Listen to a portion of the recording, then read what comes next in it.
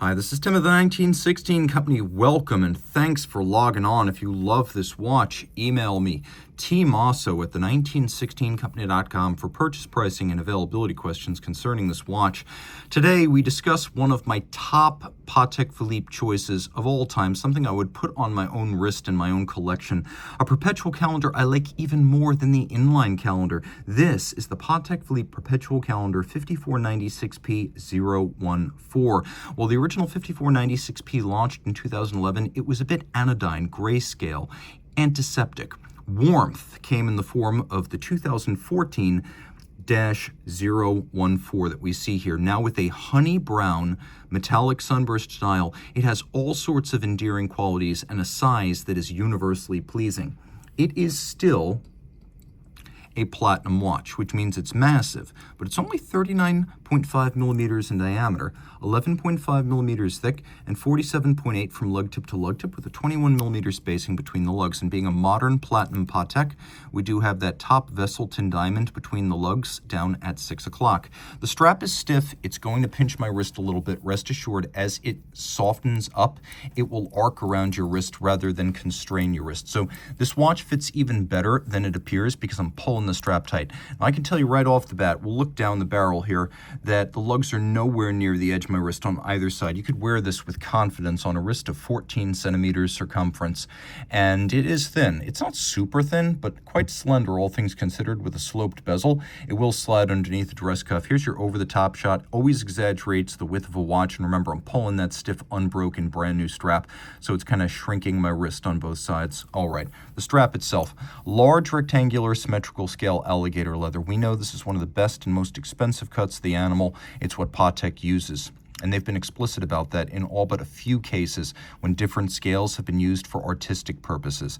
We have a gloss finish, medium brown. We have a folded edge, a monotone stitch, calfskin on the bottom, no crimping, no gouging, Patek factory strap. We have pull tab spring bars, so you can pop the strap off the case without tools.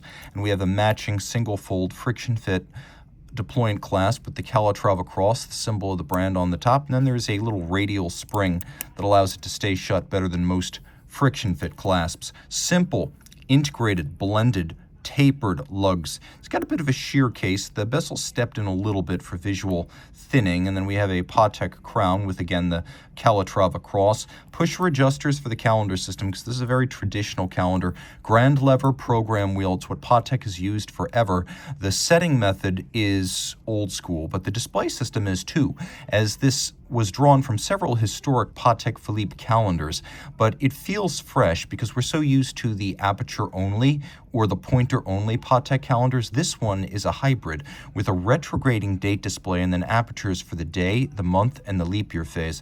The original version of this watch with the silver dial in platinum with white gold hands and indices was maybe just a little cool and frigid for its own good. This is much more endearing. So whether you consider this to be some salmon adjacent dial color or brown or sort of a auburn or maybe a fall gold, the bottom line is it is a very charismatic and complex color, and depending on the light, it can look almost the full spectrum from brown to orange, so it is dynamic too. We have this lovely little dimple style track outboard for reading minutes and seconds. Then we have faceted Dauphine hands that makes for better, you can see that shadow on the facet, making for better contrast against the dial base. Hands as well as the frames for the calendar, and the faceted dart style indices, they're all made of white gold, so they won't tarnish or oxidize. Obviously, perpetual calendar does not need to be reset until the year 2100.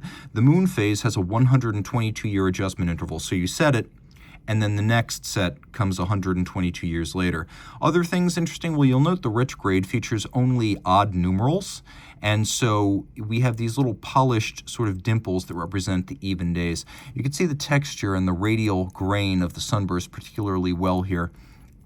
Turning it all over, I should mention this watch, like Patek complications and platinum generally do, it comes with an accessory case back. So you can go with solid platinum or you can go with this display case back, whichever you prefer. The watch comes with both.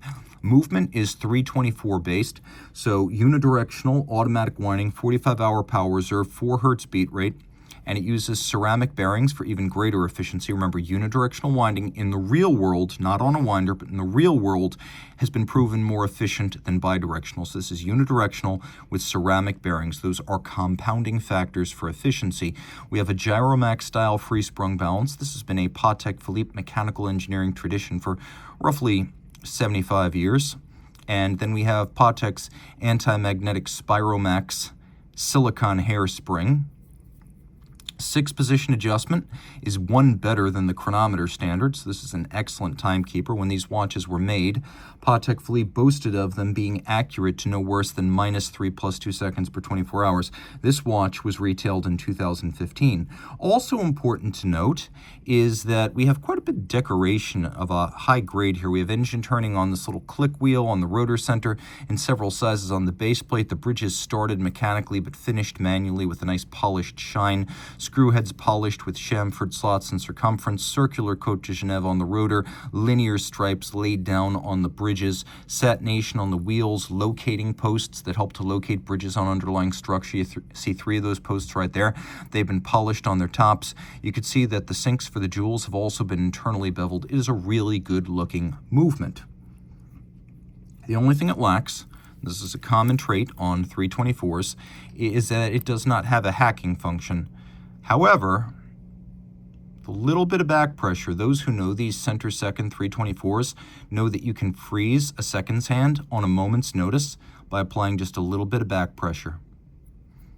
And that acts effectively as the, quote, hacking hack. I always put that out there in case you do want to synchronize your watch to the second, it being such an effective timekeeper. And then all of that, as you could see, pivoting on 30 joules.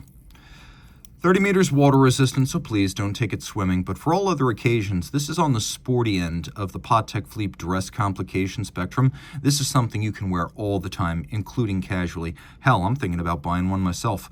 Reach out to Team Mosso at the 1916company.com for purchase and pricing details.